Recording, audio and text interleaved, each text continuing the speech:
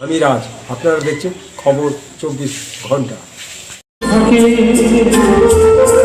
ব্যাকুল পিয়াসে আমারি পিয়াসে অন্তর কেঁদে মরে, জানতে ইচ্ছে করে জানতে ইচ্ছে করে, তুমি কি সেই আগের মতোই আছো?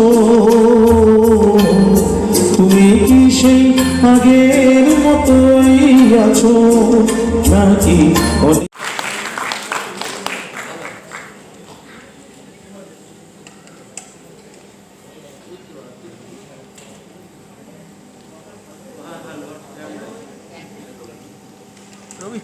আমাদের প্রতি অবিচার করেছেন, তিনি অবিচার করেন না। দেখুন, ওনাকে হয়তো একদিক দিয়ে কম দিয়েছেন, কিন্তু একদিক দিয়ে যা দিয়েছেন আমরা সমস্তটা দিয়েও ওনার ধারে কাছে যেতে পারবো না।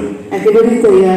এইরকম একজন শিল্পীর আজকের উদ্বোধনী অনুষ্ঠানে এটা আমাদের প্রাপ্তি। একটু করতালি চাই। আমরা তো কিছু দিতে পারি না, আমরা শুধু করতালি দিয়ে সম্মান জানাতে পারি।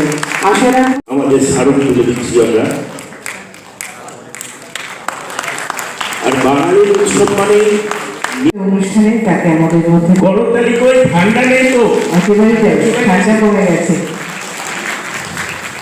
বসন্ত দিন বলছে আশা, বসন্ত এসে গেছে বলবো না, দোরগোড়ায় পড়া নাড়ছে।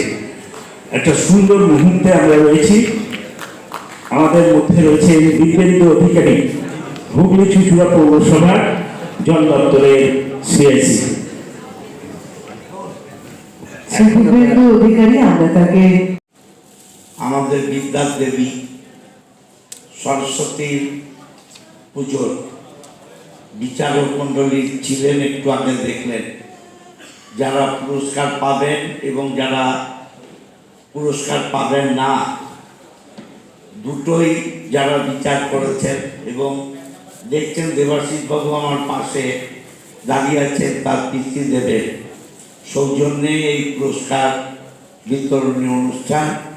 আমি ঈশ্বরের কাছে প্রার্থনা করি যে দেবাশিস বাবুর বাবার আত্মার শান্তি হোক, এবং যারা পুরস্কার পাবেন এবং যারা পুরস্কৃত হবেন না তাদের সবাইকে হুগলি টিভির পক্ষ থেকে আমি ধন্যবাদ জানাই।